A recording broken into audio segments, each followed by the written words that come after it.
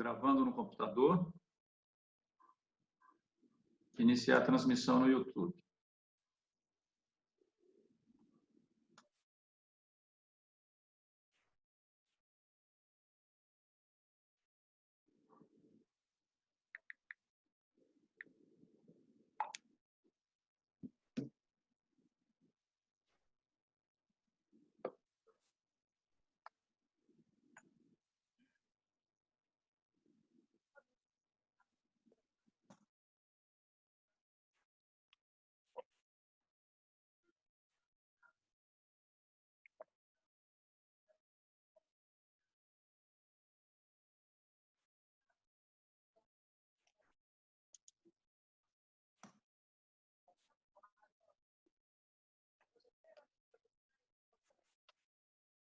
Só um minutinho.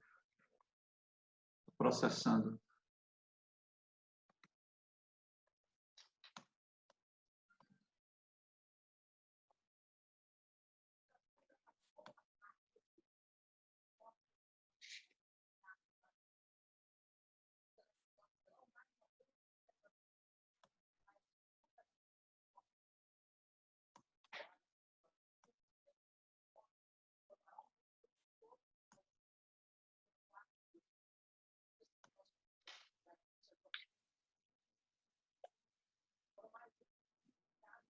Só um minutinho, pessoal. O segundo Consup deve estar mandando também nesse mesmo instante, né, a solicitação, então deve estar havendo uma concorrênciazinha aí. Só um instante.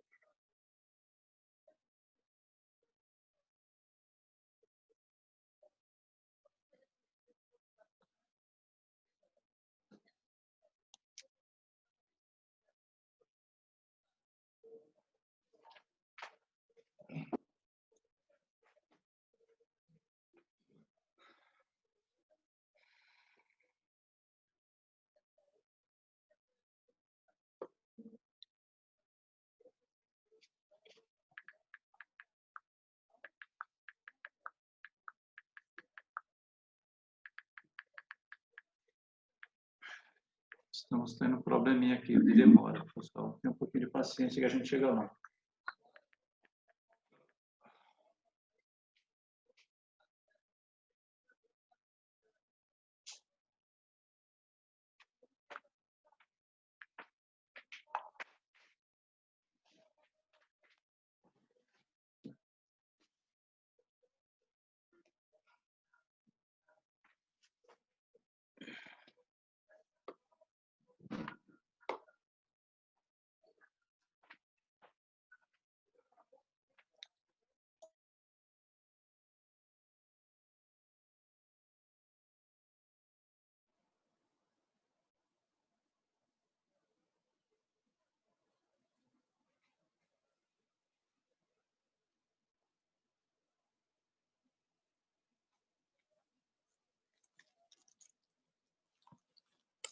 Agora vamos entrar ao vivo. Todos prontos?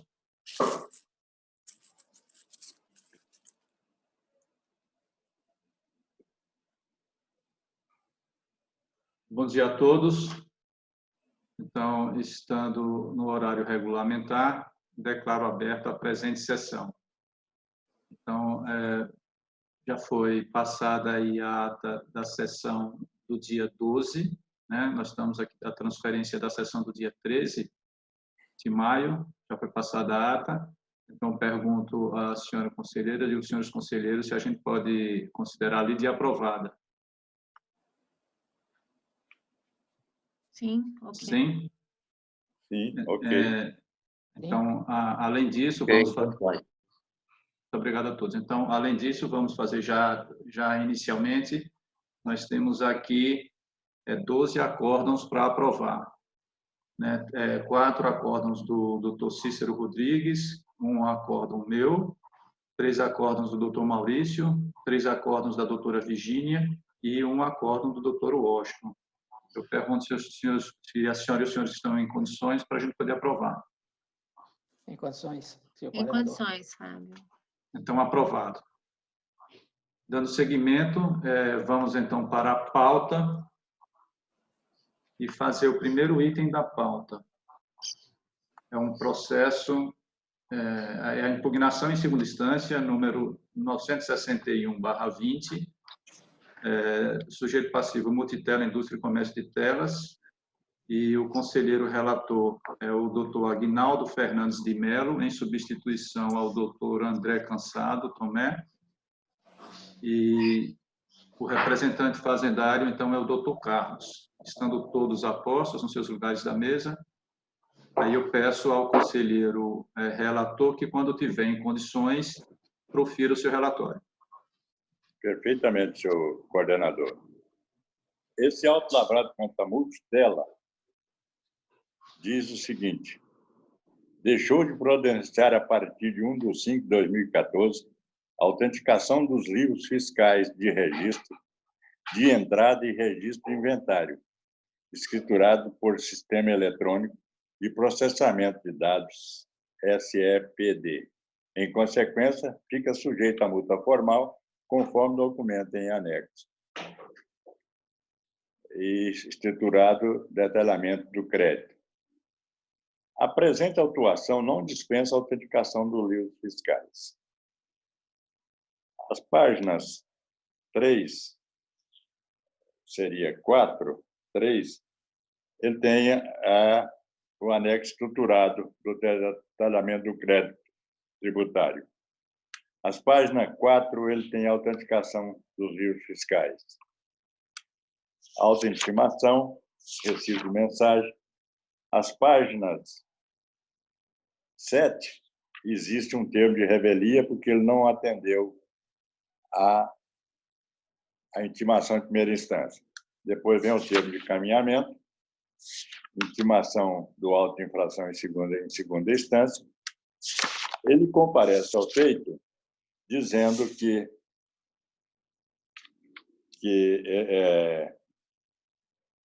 o valor total do débito constante no presente auto de infração, somando-se multa formal, juro e correção monetária, é de R$ 24.462,56.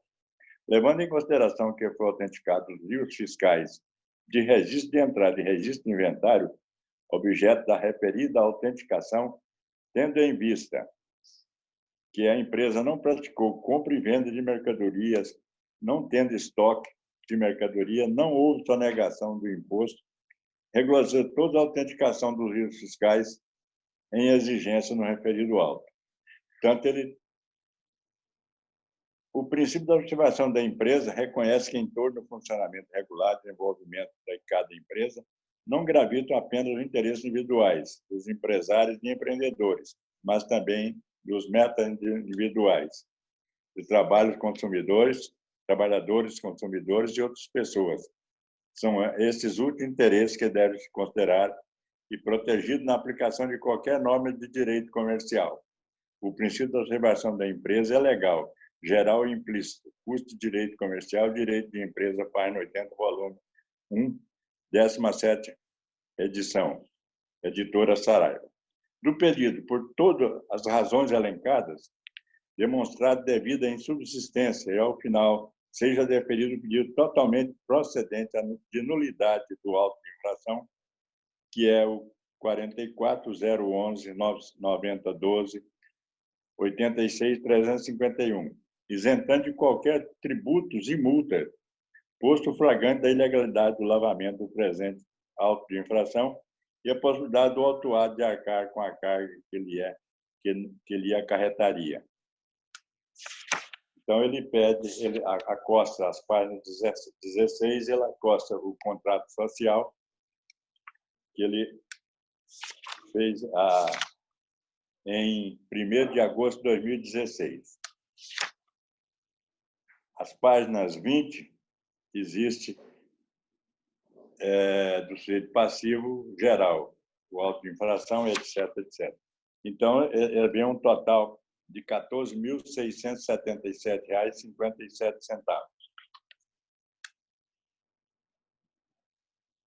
As páginas 21, datada de 30 de 8 de 2019, existe aqui a descrição das ocorrências.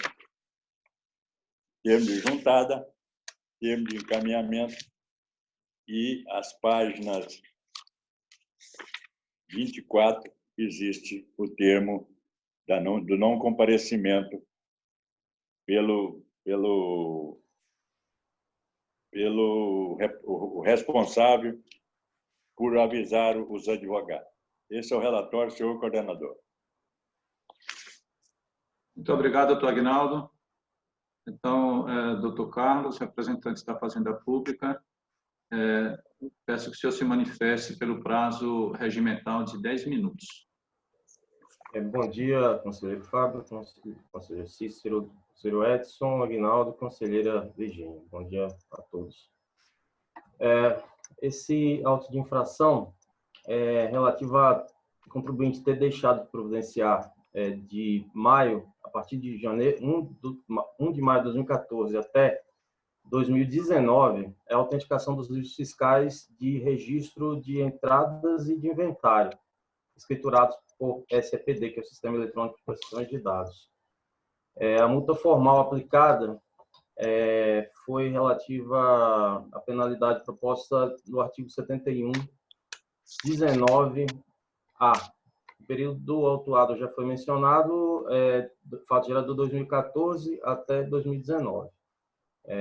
Como prova, o autuante apresentou o relatório de autenticação fiscal, conforme bem mencionado pelo relator, e a empresa do Simples Nacional. Então, ela é obrigada a autenticar tanto o livro de entrada quanto de inventário. Ela foi rever a primeira instância, segunda instância, ela impugnou, mencionando que ela pede improcedência, alegando que providenciou a autenticação dos livros. E também alega que não praticou compra e venda de mercadorias, não tendo estoque de mercadorias, não houve sonegação de impostos. Pois bem, é um processo simples e muito julgado. Então, a questão principal aqui é o seguinte: o contribuinte não apresentou nenhuma prova.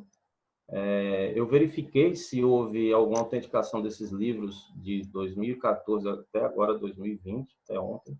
Não verifiquei nenhuma autenticação, não foi autenticado, diferente do que o contribuinte alegou. Então, em virtude disso, eu queria colocar um ponto aqui que achamos por bem alterar a penalidade.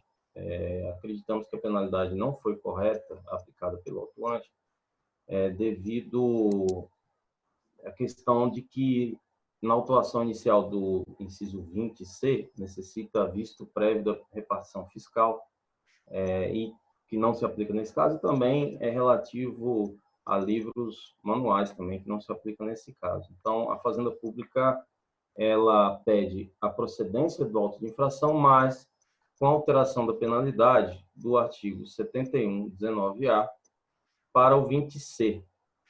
E fizemos o cálculo em relação a 2 livros por ano, 2 livros em 2014 até 2019, e apuramos o valor total de R$ 2.976,14. Essa é a nossa manifestação. Muito obrigado, doutor Carlos. Necessidade de conferência? Senhor presidente, eu gostaria de fazer uma pergunta para o representante fazendário. Ele disse, se eu não entendi mal, que ele disse que ele pesquisou e a Multitela não registrou nenhum livro? Não, desse período que ele foi autuado até ontem, eu não verifiquei nenhuma autenticação. Então, assim, tinha autenticação de 2014 para trás, realmente tiveram algumas. Mas do período que foi escolhido pelo autuante, a partir daquela data, eu não consegui verificar nenhuma autenticação, ou seja, diferente do que foi alegado pelo sujeito passivo. Obrigado. Podemos iniciar a votação? Condições. Então, senhor relator, pedimos que profira o seu voto. Então, é só questão de mérito mesmo, né? Tem essa proposta da Fazenda Pública de alteração da penalidade. Então, proferir o seu voto com o atual mérito, já incluindo aí a alteração da penalidade. Doutor Aguinaldo, então, como vota? Me trouxe surpresa pela fala do representante fazendário, que ele verificou e não houve autenticação alguma desses livros. A empresa diz no relatório dela, na defesa dela, que foi autenticado os livros que ela não tem mercadoria, não comprou nada, não deve o Estado. Então, e ele pede a alteração da penalidade do artigo 71 para 19A para o 26. O resultado final é R$ 2.976,14. Eu vou concordar com a Fazenda Pública, porque me traz muita incerteza, porque quando ele pede do pedido, ele pede um final diferente do auto-infração. Ele fala tudo do auto-infração, mas depois ele pede de outro auto que eu não sei que auto que é. Então, eu confirmo o pedido da Fazenda, no valor de R$ 2.976,14. Procedente de parte nesse valor. Então, é procedente total com alteração da penalidade, né, doutor Aguinaldo? Isso. Muito obrigado. Doutor Vitor. Desculpa, doutor Cícero. De fato, eu consultei aqui no sistema, na Secretaria da Fazenda, não houve realmente a autenticação dos livros, né? Então, não há autenticação de livro.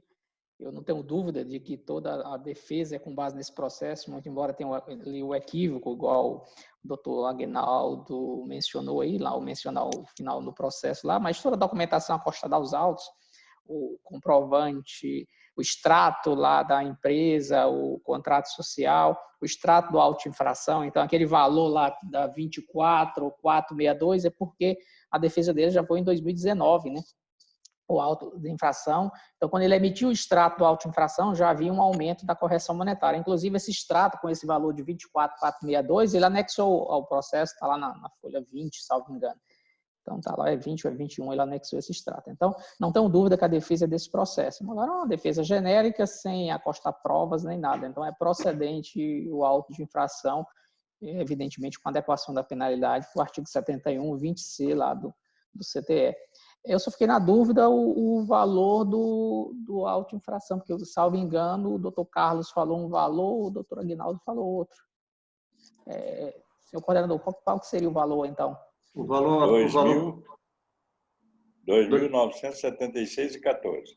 Foi o que a representação fazendária apresentou, que eu anotei aqui. Isso. É esse valor mesmo. Não, certo, não é porque eu fiz um cálculo, eu devo ter errado aqui, o meu deu 2.975,36, mas eu devo ter cometido algum equívoco aqui na hora do somatório, então. Okay. Tá certo. Então, nesse sentido, voto pela procedência do auto de infração, acompanho o conselheiro relator. Com alteração da penalidade, né? Com alteração da penalidade. Isso. Então, doutor Edson, como vota, por favor? Senhor coordenador, eu voto com o relator. Eu voto com o relator. Muito obrigado, doutor Edson. Doutora Virgínia. Bom dia a todos. Esse auto de infração realmente trata-se de cobrança de multa formal em decorrência de falta de autenticação de livros, né? Os livros fiscais referentes aos anos de 2013 a 2018. O sujeito passivo em que pese ter alegado que autenticou esses livros não traz a comprovação, né? E conforme a representação fazendária mencionou, foi feita uma consulta em que não há esse registro de autenticação no nosso sistema. Com relação à questão do valor que a defesa traz na sua peça, que estaria diferente, né, do auto de infração, esse valor consta da intimação, da segunda intimação feita para apresentar a impugnação em segunda instância. Então, lá nas folhas 09, há esse valor de R$ 24.482,56. Então, toda a peça da defesa foi montada com relação a essa autuação. Apenas um lapso manifesto lá no último parágrafo, mencionando outro auto de infração, mas que não foi apenas um erro, né? A gente verifica aqui que na peça defensória que ele faz toda a menção deste auto de infração. Então, eu concordo com as razões do conselheiro Cícero, voto com o conselheiro relator, né? Adequando a penalidade aí para o 26, conforme a representação fazendária arguiu. Esse é o meu voto.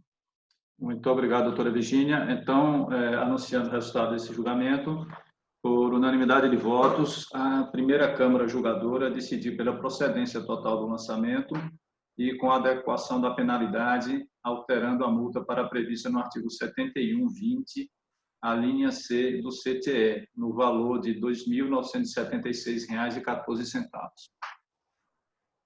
Então, vamos dar continuidade para... Bom dia a todos. Obrigado, doutor Carlos. Então, vamos ao doutor Aguinaldo também, volta o doutor André Cansado. Composição de mesa. Composição, obrigado.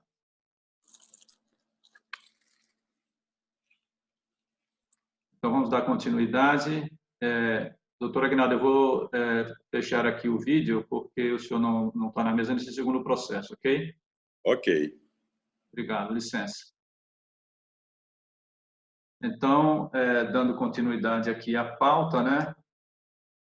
Vamos anunciar o segundo processo.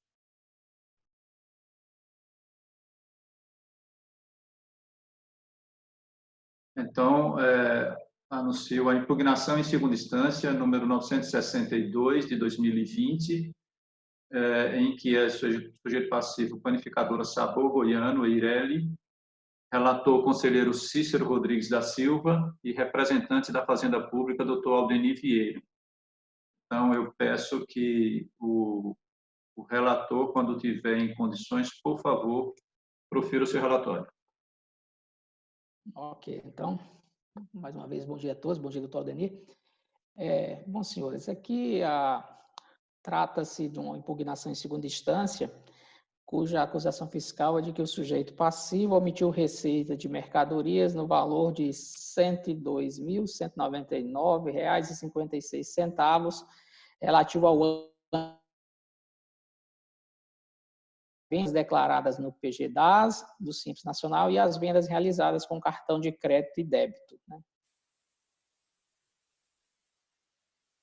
E ele utilizou lá a instrução normativa número 15 de 2019 para fazer o cálculo lá da proporcionalidade da base de cálculo, que é 78,6%, e a alíquota lá, que estão previstas lá na instrução normativa. Aqui, para comprovar a infração, a autoridade fiscal anexou aos autos o relatório anexo estruturado, detalhamento do crédito tributário, juntou também um relatório de vendas apuradas no cartão de crédito e juntou também um relatório comparativo entre as vendas declaradas e efetivadas com cartão de crédito e débito e a declaração do Simples Nacional. Ou seja, ele fez um cotejo entre as vendas apuradas no cartão de crédito com as vendas declaradas lá na declaração do Simples Nacional. Intimados para apresentar impugnação em primeira instância, o sujeito passivo não compareceu, sendo lavrado, então, um termo de revelia. Novamente intimado, o sujeito passivo apresentou impugnação em segunda instância. O impugnante compareceu aos autos e apresentou peça defensora bastante singela, na qual pede a improcedência do auto de infração. Então, subsidiariamente, ele pede a redução do percentual de mercadorias tributadas para 50% e que também reduzisse o valor da base de cálculo para R$ 51.099,93, e que resultaria aí num valor a pagar de ICMS de R$ 8.686,99. Ele pede ainda, genericamente, uma redução da multa, dos juros e da correção monetária. Entretanto, ele não junta nenhuma documentação aqui nos seus pedidos. Então, esse é o relatório, senhor coordenador. Muito obrigado, doutor Cícero. Doutor Aldenir, então, pelo prazo regimental de 10 minutos, eu peço que o senhor se manifeste. Bom dia, senhor coordenador, senhores conselheiros, bom dia, Virgínia, e bom dia a todos que nos ouvem pelo YouTube. O som tá bom, doutor Fábio? Ah, tá. Bom, conforme já relatado pelo nobre conselheiro Cícero, ao anunciar o processo de hoje, esse lançamento foi feito em decorrência de um resultado de um levantamento que a autoridade fiscal fez em relação ao ano de 2017 contra o sujeito passivo denominado Panificadora Sabor Goiano. O fato gerador é 2017 e esse levantamento ele tem a denominação de comparativo entre as vendas realizadas no cartão de crédito e débito e as vendas realizadas no PGDAS, ou seja, um batimento, um cotejamento entre essas duas informações. As informações dos cartões de crédito, que são originados lá das administradoras de crédito, que fornecem ao fisco, e as informações que ele declarou no seu PGDAS. Conforme já foi anunciado, as vendas declaradas no cartão, segundo consta nos documentos, totalizaram 368.124,56. As do cartão, 368.124. As do PGDAS, as vendas do PGDAS, 265.925. Que resultou nessa diferença que foi anunciada pelo relator, de 102.199,56. A autoridade fiscal, seguindo a orientação do Manual de Auditoria, aplicou um percentual de 78,6% das mercadorias tributadas para o CNAE do contribuinte. O CNAE ele é uma padaria, uma confeitaria. E para esse CNAE, o percentual tributado de mercado tributário é 78,6%.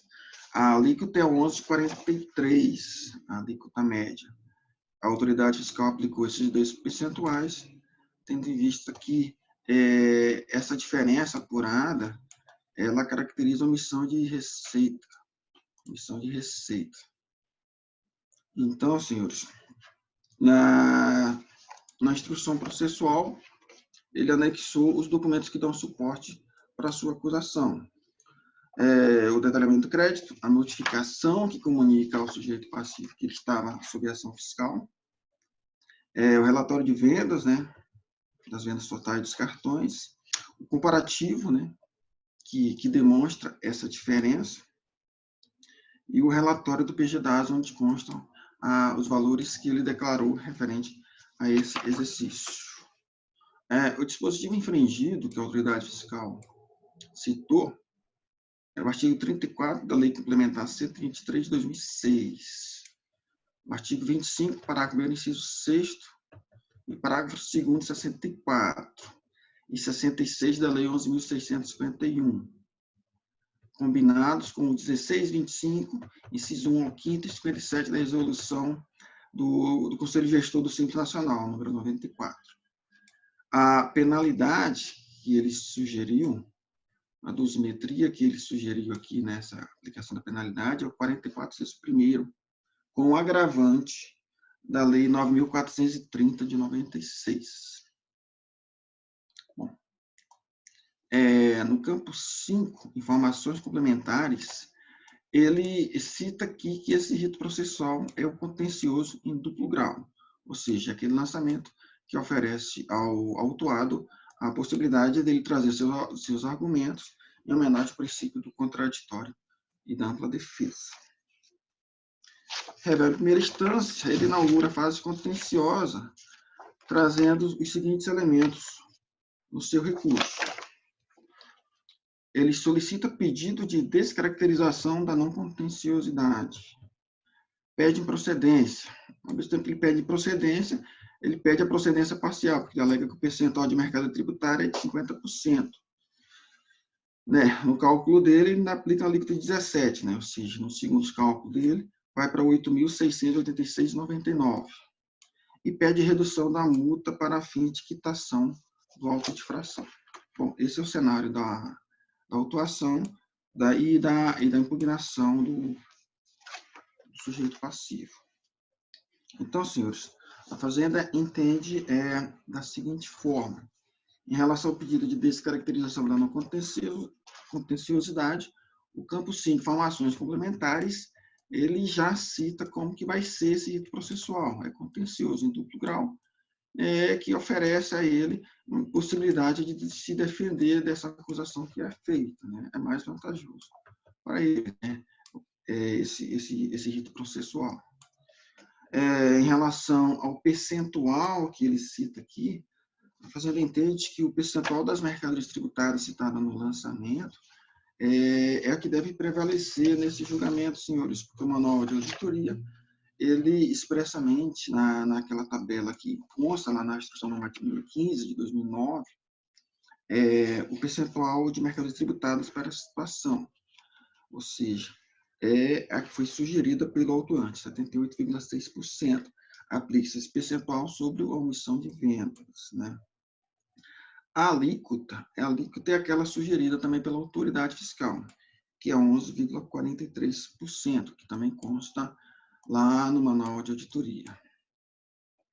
Nesse sentido, o outro argumento que ele cita aqui, ele pede redução da multa para fim de quitação do auto de fração. Bom, senhores, aqui que vai gerar o ponto de discussão nesse julgamento, né? Porque essa multa que a autoridade fiscal sugeriu, a Fazenda de Plano já vai antecipar sua manifestação. Caso vocês alterem, provavelmente vai alterar, porque esse é um entendimento da Fazenda, a penalidade ela deve ser alterada para o artigo 71, 7L, com o agravante do parágrafo 9º, inciso 1º, todos da Lei 11.651. Nesse caso, deve ser também aplicado, senhor, como tem multa vinculada ao valor do imposto, deve ser aplicado o parágrafo 11, inciso 1º.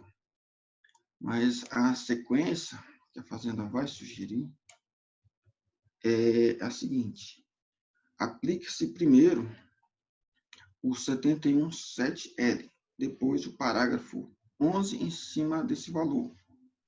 E no final, aplica-se o parágrafo 9º, inciso 1º. O limitador essa multa do 71.7L é pelo descumprimento de uma obrigação tributária acessória, ou seja, incide sobre o valor da operação. Então, é multa formal isolada, por isso que vai se aplicar o parágrafo 11, inciso 1º, sobre ele. E depois, o agravante é aplicado por fora, depois desse cálculo. Ou seja, a razão da aplicação do parágrafo 9º, inciso 1º, é pelo descumprimento de uma obrigação tributária principal, por isso que ele incide sobre o valor do imposto. O que vai resultar no seguinte: ICMS, 9.181,59. A multa, já com a aplicação do parágrafo 1º, do parágrafo 11, inciso 1º, 9.181,59, que vai limitar o valor da multa ao valor do imposto. O que era 25% do 71.7L vai cair, vai se limitar ao valor do imposto. Então, o valor do imposto dobra-se, vai ser 9.181 de imposto, 9.181,59 do limitador do parágrafo 11. E depois, a outra multa que incide sobre o ICMS, é 60% do valor do imposto, vai totalizar 5.508,95. Somando essas três variáveis, vai totalizar 23.872,03. Bom, senhores, esse lançamento, como foi anunciado, ele foi feito tendo em vista que o contribuinte, depois do levantamento fiscal, ficou demonstrado que houve uma presunção de venda de mercadorias. Essa presunção está lá no artigo 25, parágrafo 1º, inciso 9º, e também aquele que o fiscal citou no seu levantamento. Esse inciso, ele diz o seguinte: presume-se decorrente de operação ou prestação de tributada no registrado o valor apurado em procedimento fiscal correspondente. Inciso 9º. A diferença a maior entre o valor informado pela administradora de shopping center, de centro comercial, de cartão de crédito ou de débito em conta corrente ou por estabelecimento similar informado pelo contribuinte. Então, senhores, como ficou comprovada essa omissão de vendas, deve-se aplicar, nesse caso, conforme já relatei, a legislação tributária na qual o contribuinte ele é circunscrito. Ele sai do regime do simples, né, para essa aplicação. E, nesse caso, vai se aplicar a legislação tributária do Estado de Goiás. Essa é a razão da alteração na penalidade. O artigo 13 parágrafo 1º da Lei Complementar 123, de Doutor Aldenir, o seu tempo já se encerrou, pedimos que o senhor conclua em 1 minuto. Sim, obrigado, doutor Fábio. Então, como eu estava dizendo, essa possibilidade de fazer alteração é justamente isso. No regime tributário do Simples Nacional, quando ele incorre em infração fiscal, ele sai do regime e entra no regime aplicável às demais empresas. Por isso que essa aplicação da penalidade sugerida, ela deve ser alterada para a penalidade, para essa infração prevista na legislação tributária do Estado de Goiás.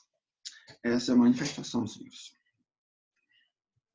Então, doutor Aldenir, o senhor pede que mantenha a procedência do lançamento, que altere-se o regime jurídico do Simples Nacional para o do CTE e que a penalidade adquira esses valores aí, conforme artigo 71, 7L, parágrafos 9º e 11. Isso? Sim, confirmo. Necessidade de conferência, senhora? Eu quero conferência, senhor coordenador. Eu gostaria de perguntar ao relator se no auto de infração foi a penalidade aplicada, consta o parágrafo 9º do agravante. Doutor Aguinaldo, eu acho que o senhor também tem acesso aí ao processo. De fato, a penalidade proposta lá é a penalidade, artigo 44, inciso 1, parágrafo 1º da Lei 9.430, com redação dada pela Lei 11.488 de 2007.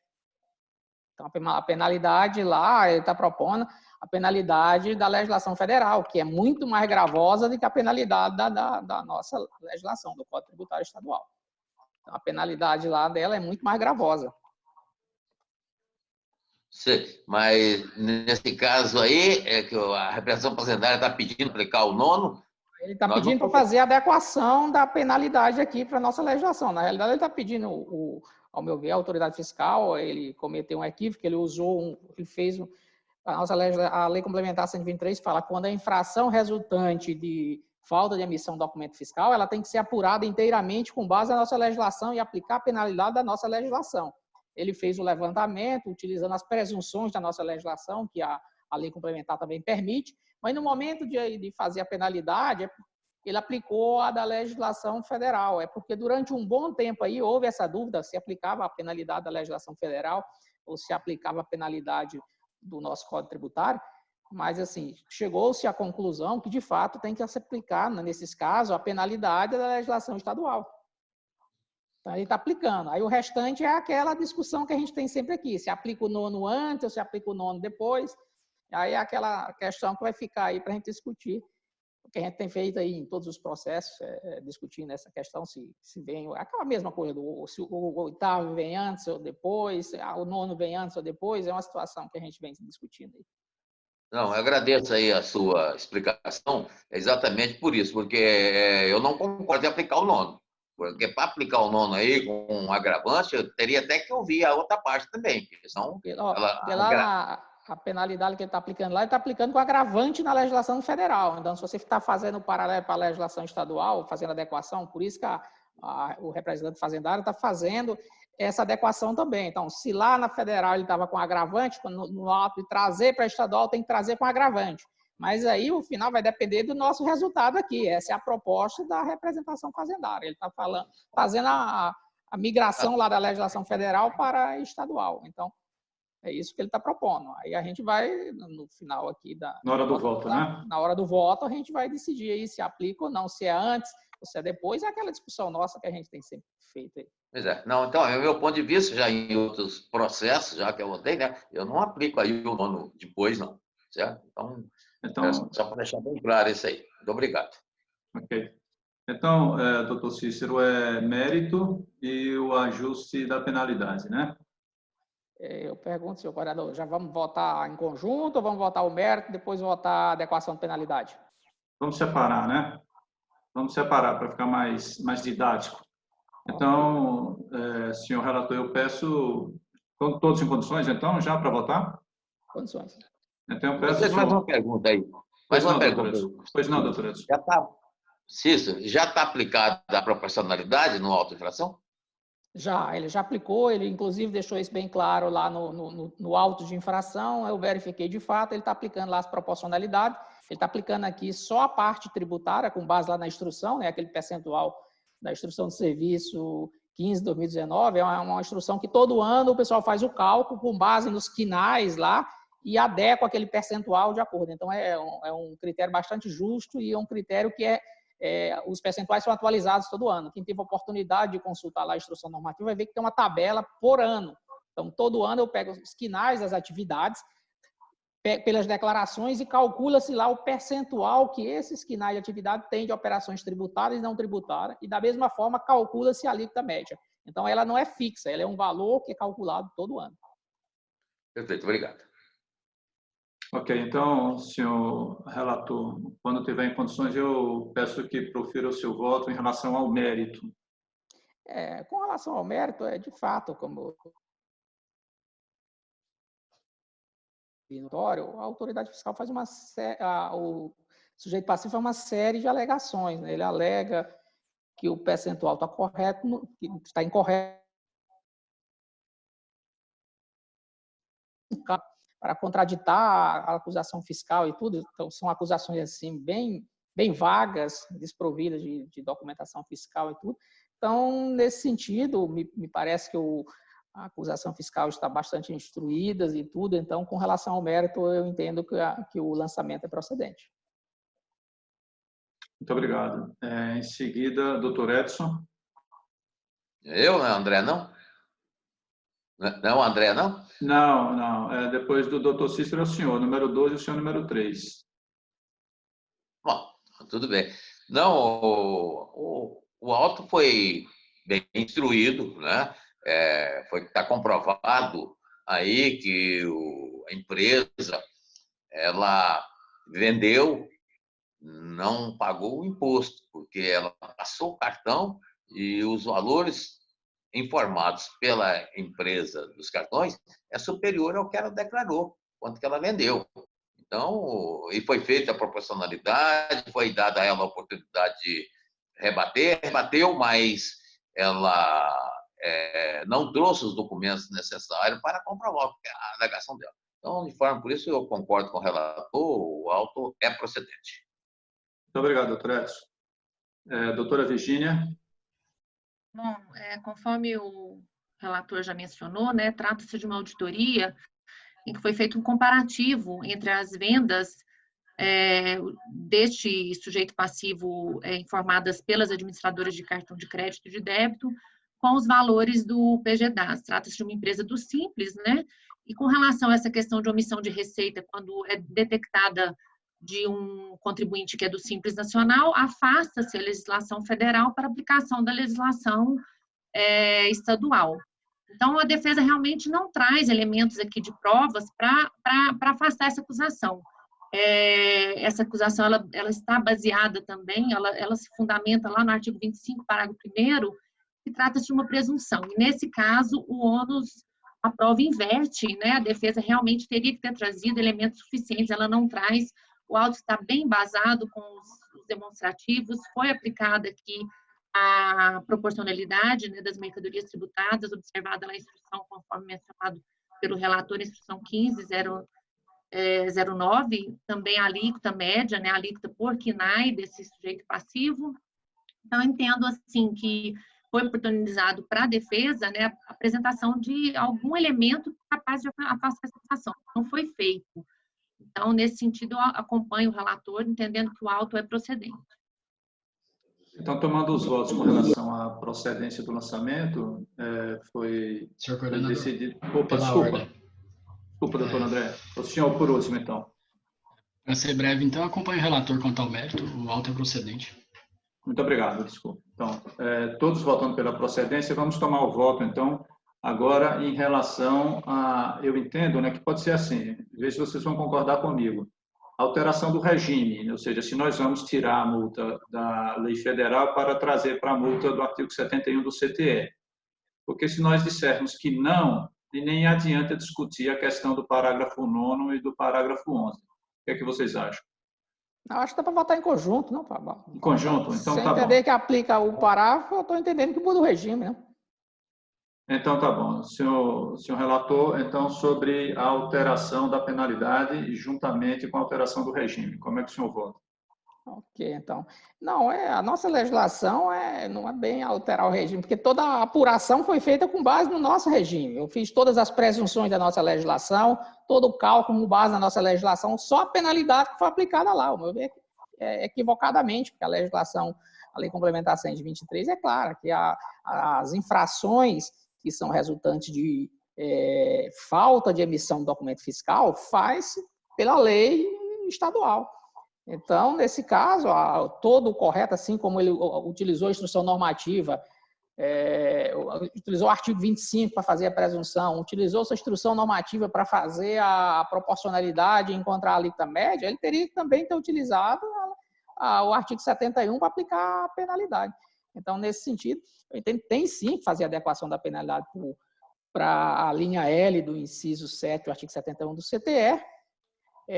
Porém, eu entendo que a aplicação do parágrafo 11 ele vem depois da aplicação do parágrafo 9º. Então, termina que a aplicação do parágrafo 9º fica inócua. Então, quer dizer, eu entendo que a aplicação aí seria o quê? A linha L do inciso 7 do artigo 71, combinado com o inciso 1 do parágrafo 11 do artigo 71, o que limitaria aí a multa, na sua totalidade, ao valor do imposto. Então, é assim como eu boto. Um minutinho só, igual. Então, o doutor Cícero adequa e mantém o parágrafo 9º no contexto de limitação do parágrafo 11, né? De modo que a multa fica igual ao valor do imposto, né? Reduzindo, inclusive, o valor proposto originalmente pelo autuante, né? Correto. Então, agora, doutor Edson, em relação... Sim? Não, é isso mesmo. Eu vou acompanhar o relator. Acompanhar, né? O relator. Porque essa aí já é a nossa posição anteriormente, né? Eu não concordo com a posição da representação fazendária para aplicar o 9º posteriormente. Então, eu voto com o relator. Muito obrigado, doutor Edson. Doutora Virgínia? Bom, eu vou pedir vênia para os meus colegas, né, que antecederam o meu voto, entendendo que a aplicação do parágrafo 9º, ela está desvinculada do limitador do parágrafo 11, tendo em vista que a interpretação literal do dispositivo, no caso de crédito, né, remissão de crédito, de suspensão aqui, no caso desse valor, não pode ser aplicada aqui conforme lá o 111 do CTN, né? Então, o dispositivo, o parágrafo 11, ele fala que as infrações podem ser limitadas desde que a multa seja obtida pelo valor da aplicação de percentual sobre o valor da operação. E o parágrafo 9º, ele é claro que trata-se de valor do imposto. Então, eu entendo aqui que ele está desvinculado desse limitador. Expressão sem prejuízo, que muitas vezes é bem citado aqui no parágrafo 11, não quer dizer que ele teria que ser aplicado posteriormente. Sem prejuízo aqui significa observado dispositivos o disposto nos parágrafos 8º e 9º quando cabíveis, né? Então, eu entendo aqui que não é cabível aqui a limitação do limitador ser aplicado no parágrafo 9º, tendo em vista que isso é uma multa agravante, né, diferente da multa por descumprimento de obrigação acessória. São temas distintos que são tratados, inclusive, no Supremo Tribunal Federal. Não são temas pacíficos, né, de decisões, assim, não são pacificadas as decisões do STF com relação a esse tema. Então, pela literalidade aqui do dispositivo, eu entendo que a aplicação do 9º, ela está separada do limitador do parágrafo 11. Então, nesse sentido, eu acolho, né, o pedido da representação fazendária, entendendo que a multa deve ser no valor de R$ 9.181,59, mais o limitador, né, na multa por descumprimento da obrigação prevista lá no inciso 7L, e agravante no valor de R$ 5.508,95, totalizando um valor de R$ 23.872,13. Lembrando que a proposta de penalidade feita pelo autuante, a alteração dessa proposta é perfeitamente cabível, né, pelo conselho, aqui por nós, conselheiros, né, porque é apenas uma proposta que penalidade foi sugerida, essa proposta. Inclusive, há decisões também no âmbito do STJ que dizem o seguinte, que esse valor da penalidade ele pode ser alterado, inclusive, para aumentar o valor proposto. Então, nesse sentido, eu voto acolhendo o pedido da representação fazendária. Doutora Virgínia, por favor, você poderia me confirmar o valor total? R$ 23.872,13. Então, deve ter algum probleminha, porque 9.181 mais 5.508 deve dar 24.689, por aí. 690. 9... Mas é esse o voto, né? 9.181 mais 5.508. Depois eu faço a soma aqui. Okay? É isso. Acolhendo o pedido da representação. Acolhendo o pedido da representação, exatamente. Tá, doutora Virgínia, muito obrigado. Fábio, da Virgínia. Como, doutor? O valor está certo que a Virgínia falou. Confere com eu também. 23.872,13, Fábio. Eu acabei de fazer a soma aqui. Então, mais 9.181 com 5.500, a 23 é o valor total do crédito, né? Isso, certo. Exatamente. É somado já a multa prevista lá no 7L, com limitador, mais agravante. Pois não. Então, doutor André, por favor, com relação à adequação na penalidade e a ordem do parágrafo 9º e 11.